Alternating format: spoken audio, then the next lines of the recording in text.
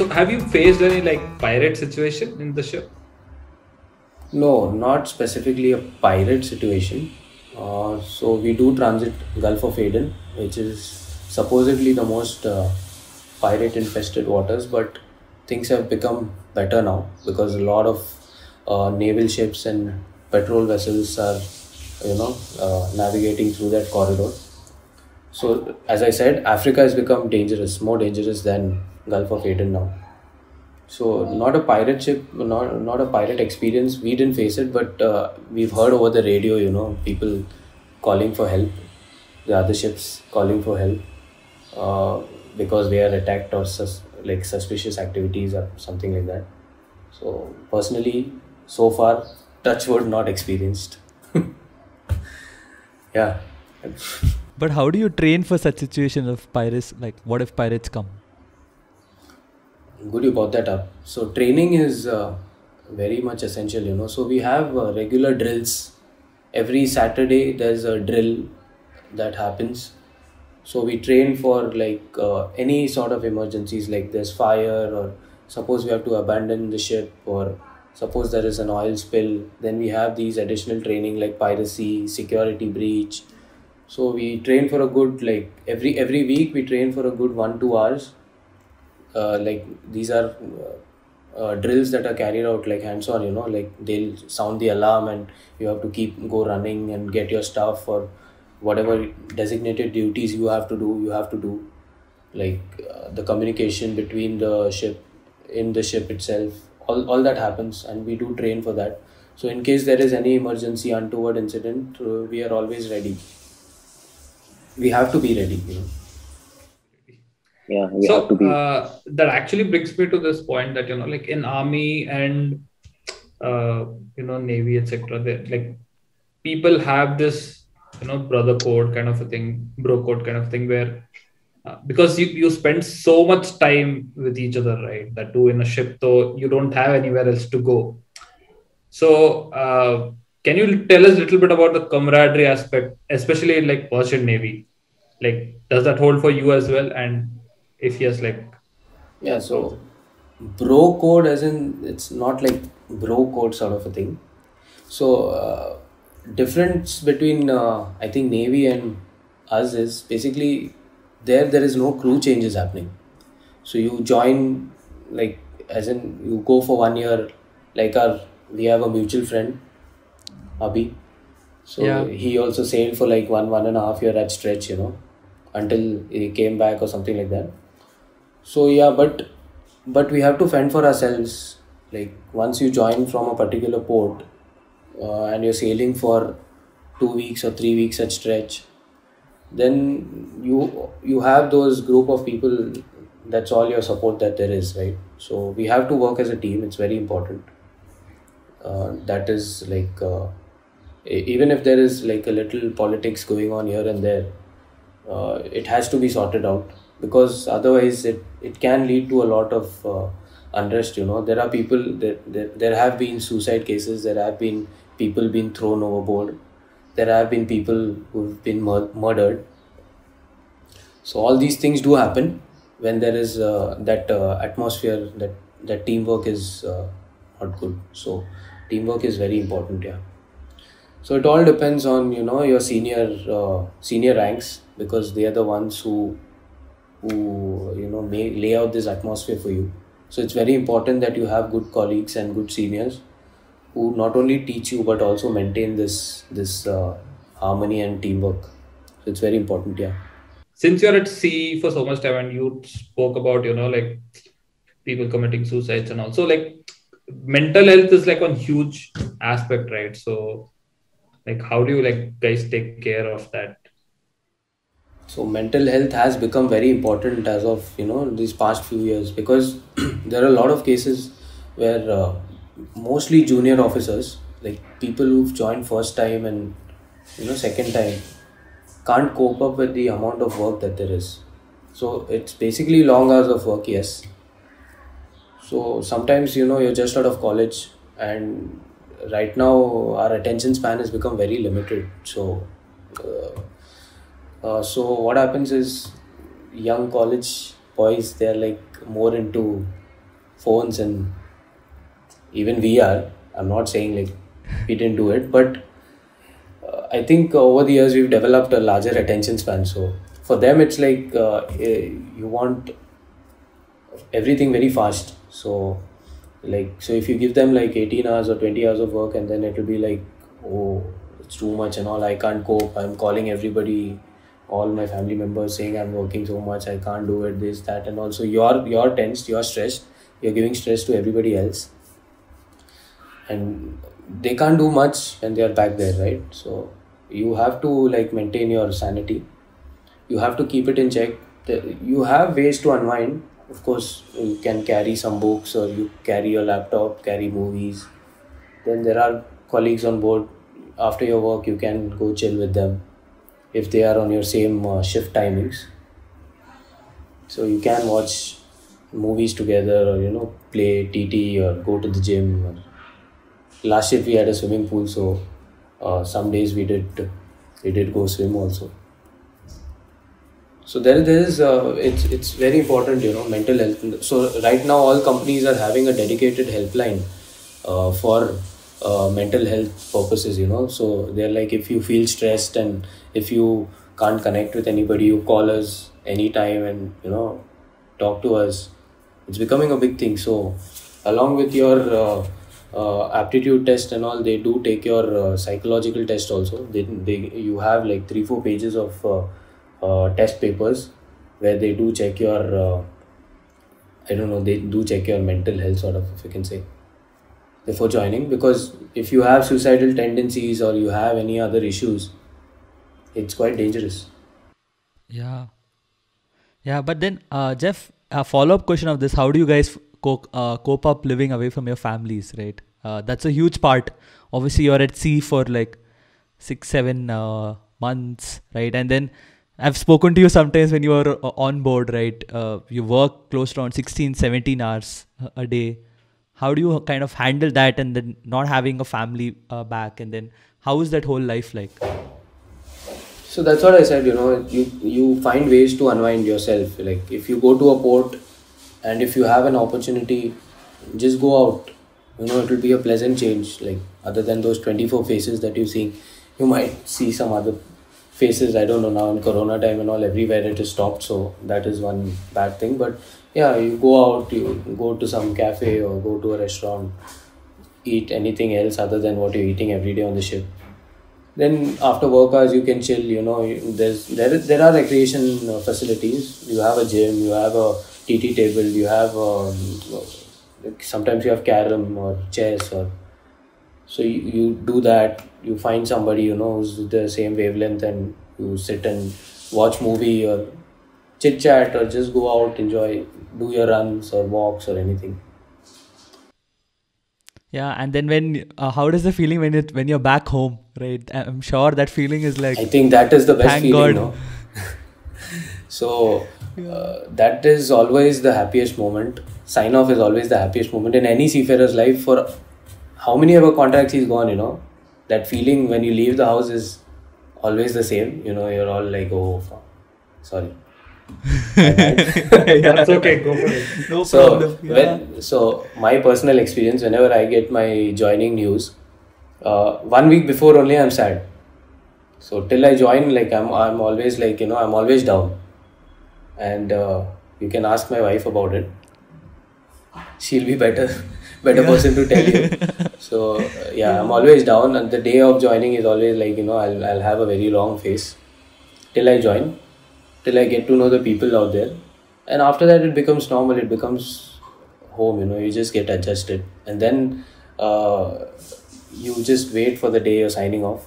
So I personally do this every time I carry, like if there's a calendar on board, I keep marking out my days, so I know how many days are left, and those calculations I do very accurately. How many days are left, and how many days to go, how many days I'm going to do overtime or something like that. So yeah, that is a very good feeling. Signing off is always the best feeling, no matter what. Yeah, but I think recently when you were there, right? I think this is Corona time, right? That signing off kind of just kept getting delayed, right? How was that thing? I mean, in this pandemic. that was not a very pleasant experience. So I signed on for I signed the contract for 6 months. I thought like maybe plus minus 1 month would be fine. So as my sign off date came closer, uh, my reliever who was supposed to join, he got uh, he got COVID while he was in Australia. So he wanted to sign on, but he couldn't, and then his sign off got cancelled. Sign on got cancelled. My sign off got cancelled. I got extended for another 2.5 months. So yeah, it was not good. And plus, I think these entire 9 months is the first contract that we've never been out. We didn't go ashore anywhere. Just the shift. That's it. So that was it's difficult. Yeah. 9 months on the same ship with the same people is difficult. Yeah, at least you had made up your made up your mind for those 6 months, and those 2.5 must be like really pissing Yeah. off. Huh? That is 6 months, though you have to do anyways. So there is no choice. There's no option about that. But this 2-3 months, yeah, it was very difficult. Huh? So I had 2-3 other people who were there with me, sharing the same grief. So we used to sit in one cabin or watch a movie together and then talk about it and then get it under control. So that is good. The life is so difficult, and obviously the pay is so good. But apart from that, like it's a very challenging job, right? It's not like a regular thing where you just go to a 9 to 5. Nowadays, you don't even have to go; you just have to log in, and that itself, like people are like cribbing.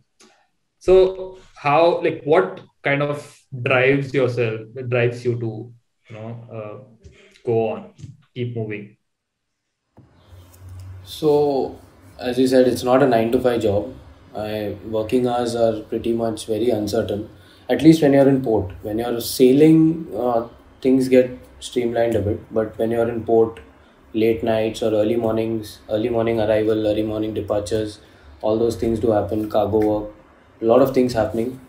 So yeah, you have to be prepared for it. You have to you can't go with the mindset that saying that I'll have fixed hours of work or fixed timing or something like that.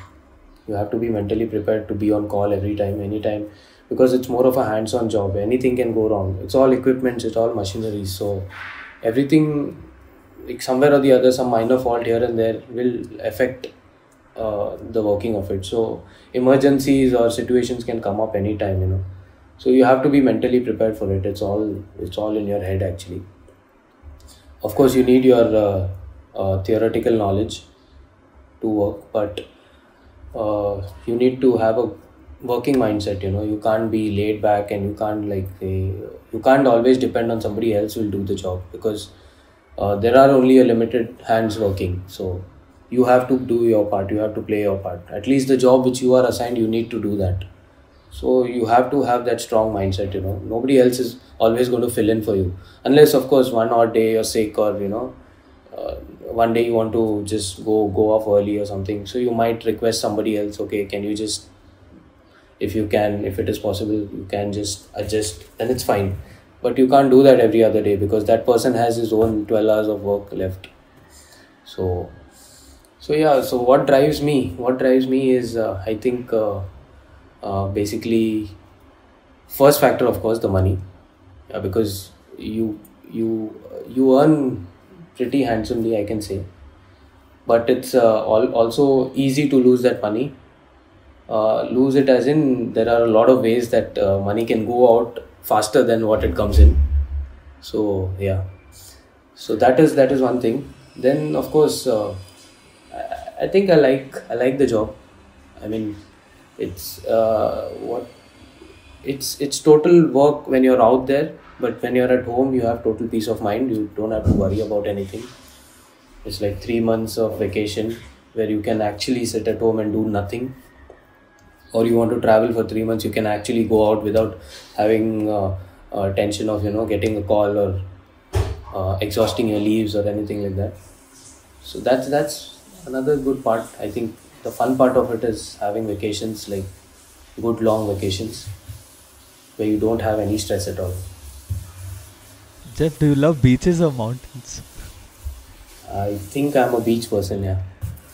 Still, after being so many years in like majority of Yeah, the man. time on sea. Yes. Yes. I am very much a beach person. I like water. I like sunsets. I like seeing the sun go down at the Yeah, horizon. So that's my kind of vacation.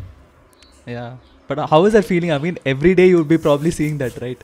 Uh, when you are at sea. Yeah, every day, but you get used to it, and then some odd days you get some good views, you get some good rainbows, you get some good, nice sunsets, and I think it really changes everything else, like your perspective. You have to have a little love for the water at least. Of course, you can't just go out like And you need because to know it's swimming. sorry. Yeah, You need to know yeah, you need swimming. to know swimming. Yeah, if you're that is a requirement actually. You need to know swimming, you need to know floating. At least you have to be able to float for 10 minutes continuously. You need to know swimming. That's the requirement for getting your CDC actually. Abhi, start man today at least. I'm not a good swimmer. Abhinav can swim. So yeah. Yeah. But Jeff, anything that you want to change, obviously there's just so much pluses and minuses, right? What do you want to change in the current shipping, right? See, I would like to see that, more, what I can say is connectivity, because right now the connectivity between family and while you're on the ship is just internet that is very limited. So sometimes you're not even able to call, or the net is bad or something like that. So if that improves, maybe your communication between you and while you're sailing and family will improve. So that can take away a lot of problems. Like, so you share better with your family rather than your colleagues any day. That, and maybe work and rest hours. Sometimes it gets too much. Like, manpower is reducing, ships are getting bigger every day. So even the biggest ship has like 22 members managing it. While in earlier days you had a ship which was like 100 meters or 200 meters and had like 40-50 people on board. Every rank had like 3-4 people backup and all that. Now there's just one person, one rank. So sometimes it gets very difficult, especially when you're doing back-to-back ports and all. So what can change is maybe put in some additional people, distribute the work, rest hours evenly. Although it will cost the company a bit more, but I think that would make our life easier, personally. But one question: what happened to Ever Given actually? Like, how did it get stuck? And then I remember you telling me to play a game, right? And then that Ever Given Yeah, game, I think so CNN or someone made it. Yeah, but what happened actually there? And how difficult was it? I think it is still under investigation, but I think it was mainly some weather effect or something, which was not accounted for, if that's what everybody is saying. So, what happens is you're always in a convoy, right? And then there is this sudden weather changes that happen sometimes. A lot of wind, or a lot of, gust of wind, strong winds, or anything like that. So every time you cannot account for those sudden changes in weather, although you can plan your passage based on what general information you have, but those sudden changes are at that moment. So if that happened, and maybe the staff couldn't counter it, that could be one possibility. But there are different theories, like everybody is having a different story. Like, the Egyptian theory is that something failed and all that. The ship theory is that that person was incompetent or something like that. I don't know. So basically, as I said, it's teamwork. So everybody has to work together. So if there is a little friction, even from the person who is coming from outside, so as I told you, these pilots who come, local guides. So in Suez Canal and all, you need these pilots to guide you through the entire channel. So they are there for a good 8 hours and all that. So sometimes if there is friction there, I'll show you who I am and all that stuff will start. You don't know my power here and all that. So that can also affect They'll be like, the I'll block you. and they Yeah, clocked it. and they clocked it right there. So yeah, so yeah. So if there is friction there, that also could affect. It's very much possible. It happens. So you see what I can do. You see my power and all that. So the exact story though we'll come to know. It won't come out in public, but I'm assuming maybe it was a little bit of weather and a little bit of maybe some counter actions that could have gone wrong.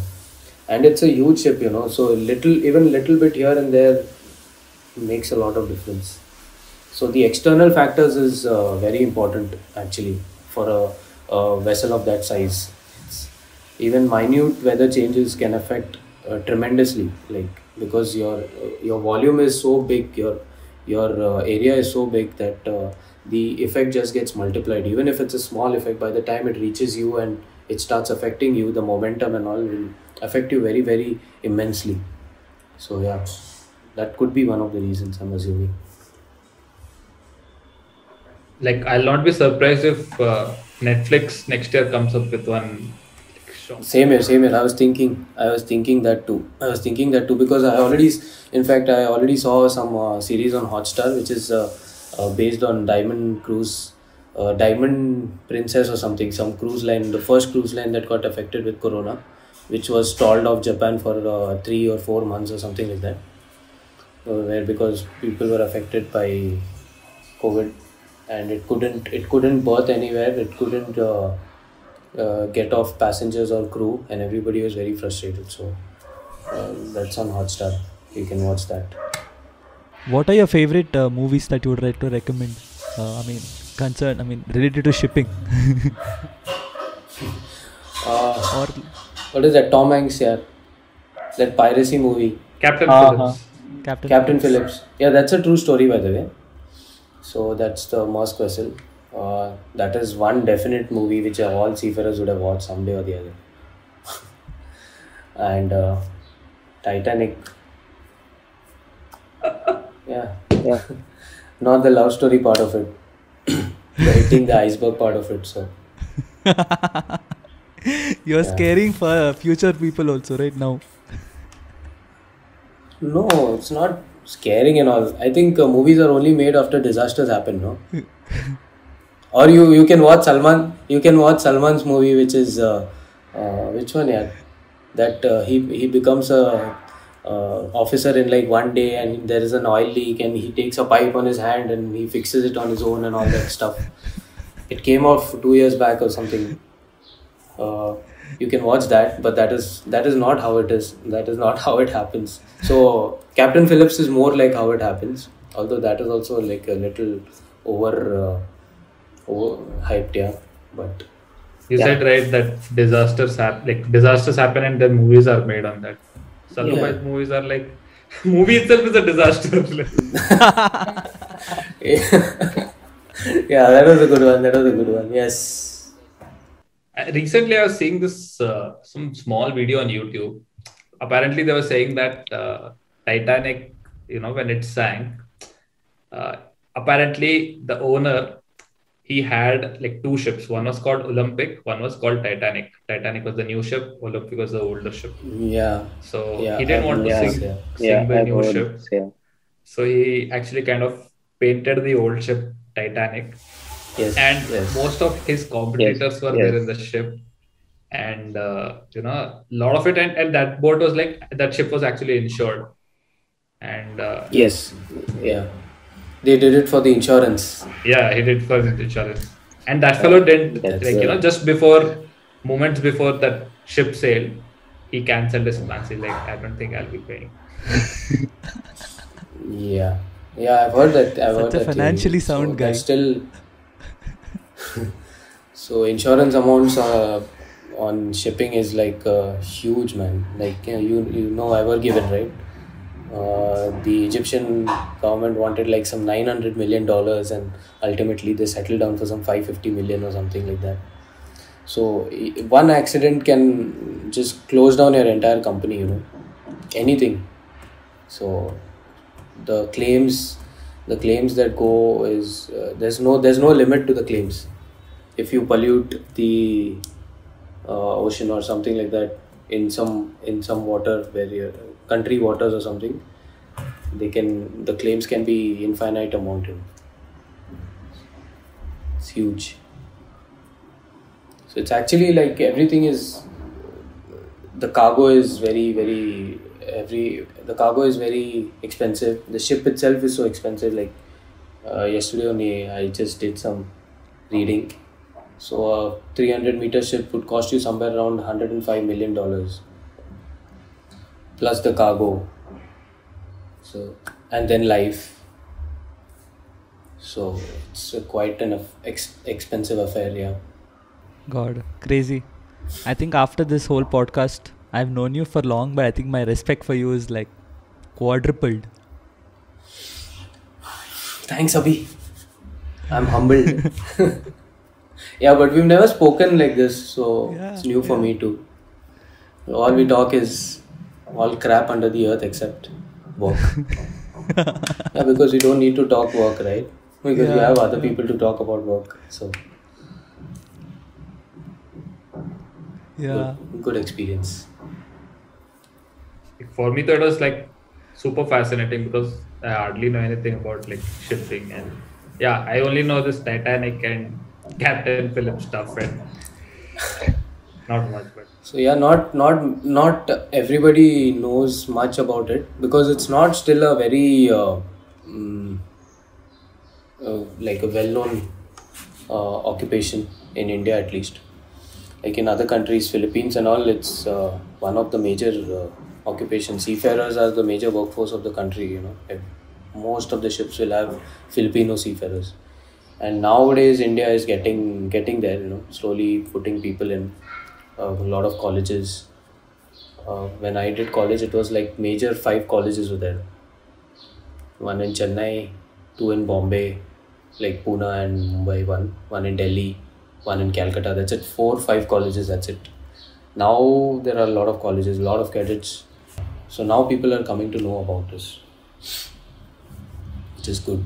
I think like the whole merchant navy needs some good marketing. Yeah. Yes. It does actually. For that, they need a Netflix documentary as a part of the marketing. Who knows? One day we'll see Jeff being in the documentary. Jeff, you can come. Man, coming here only was a big thing for me. See, now your ship knows that, okay, look, we can use him for marketing and advertising, because... Yeah. Yeah. Yeah, fingers crossed, yeah, someday. Yeah.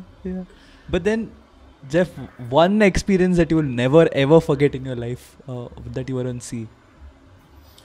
One experience, okay. I mean, to round it off, right? Like a short experience that will always be there. Okay. First, good experience, one good experience and one bad experience.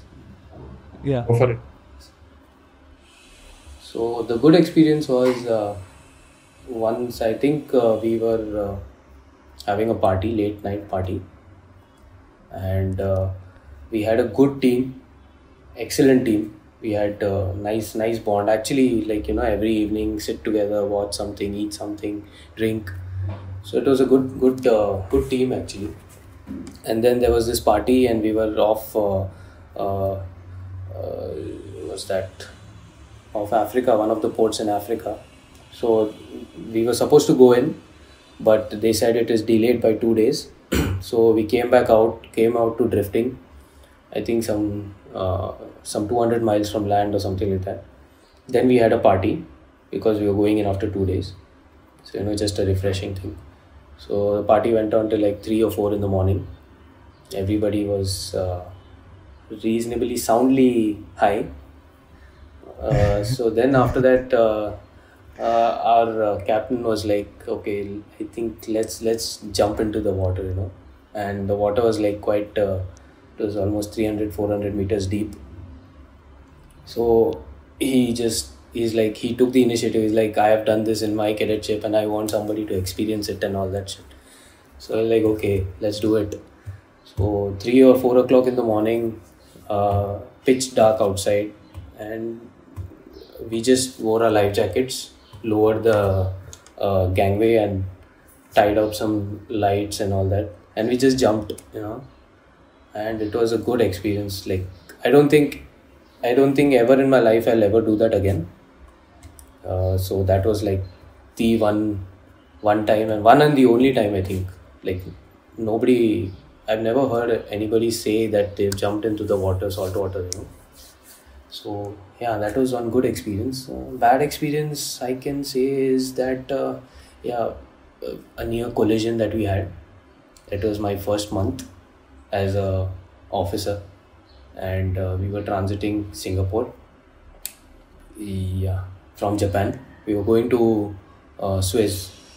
So Singapore, Suez, and then we had to go to Europe. So transiting Singapore, and we were parallel with another ship, and that guy wanted to go to Indonesia, and we were just transiting. So we wanted to overtake. So overtaking in a ship is not like Zoom. You just don't go like that. So it takes quite a long time. Sometimes it takes days, to overtake. Like you're doing just point 0.1 or 0.2 knots higher or lower than the other guy. So you're parallel for quite, like, you can, or at open sea and all, you will be parallel for like 1-2 days and all before you like completely overtake that guy.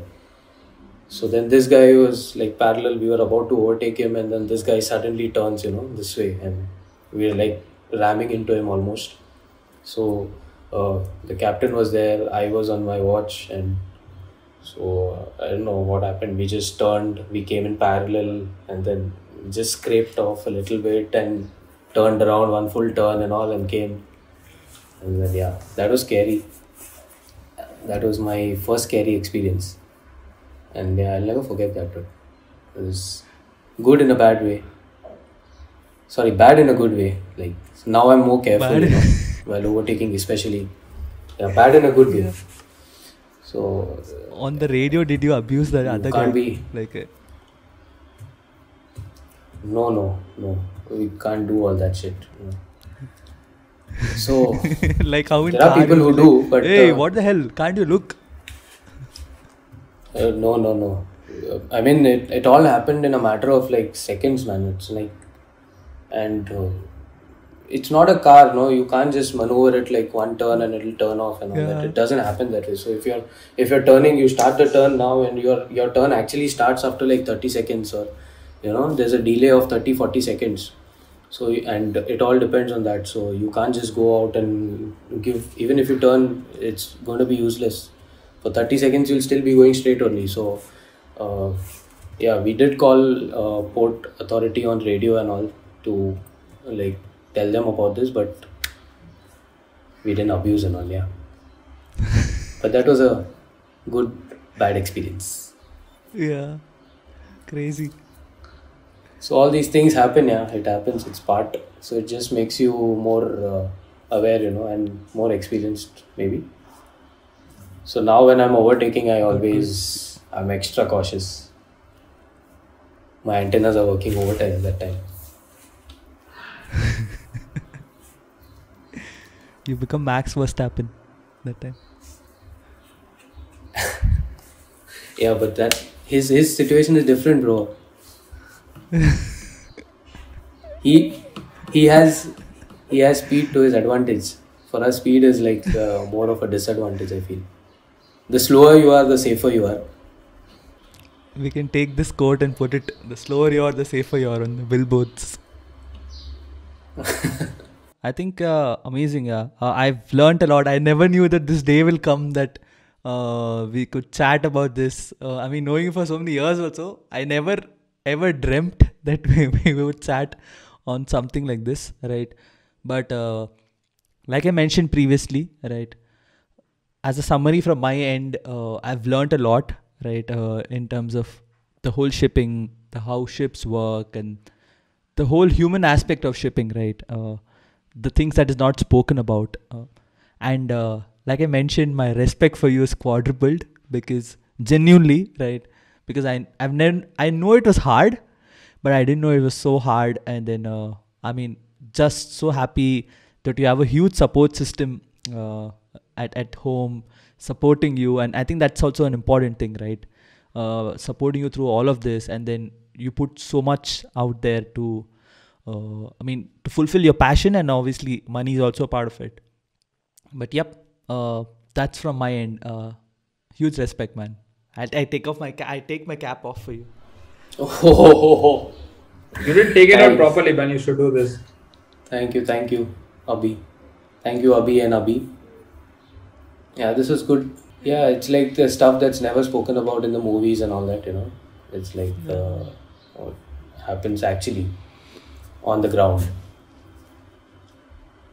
Yeah, so from my end, I think this was for me like one of the most fascinating episodes. Like I had so much fun because like listening to like actual stories of like a merchant navy and like a proper sailor. So that was a very unique experience for me, and like I was like when Abhi told me first that Jeff wants like we should get Jeff in, and I didn't know that you're a sailor. I thought you were engineer. Then he told me he's a sailor. Like wow, man. Like yeah, we need more like unique kind of people coming in and talking about. Someone talks about education. Someone talks about finance. Someone talks about shit, and then we have sailor. So like I'm like amazed. Like loved this episode, and like chatting with you, Jeff. Just truly a pleasure, man. Amazing. Same here. All the same emotions, you know. It's good to be on this platform. So far, as I told you, I've watched what all you all have put up, and it's quite informative, especially the personal finance part of it. You know, although we do practice it, but still got to know some new things. And also, Sai Mukunda's episode was very good. Just the way he spoke about all his endurance and training and all that, quite fascinating. So it was good experience. Thank you, both of you. Thank you so much, Jeff. Thank Once you for again. honoring us. Oh, the honor and pleasure is all mine, bro. Viewers and listeners, that was our ninth episode of the podcast, and it was one of the most fascinating ones. Again, I'll say that because I just loved it, and keep watching, keep listening to us. We are on Google Podcast, and shortly we'll be on Spotify as well. So keep listening to us, and for the shorter version of the episodes, please head on to Abhinandan's channel. This way, I'll be forcing him to create content also. I was about to say that. He's one lazy fucker. So yeah, Abhinandan, start editing, man. So Yes, sir. thank you so much for listening to us and tuning in to us. It's been a pleasure having you listen to us and tune in to us. So like, share, and subscribe. And thank you so much once more. Have a good day. Bye.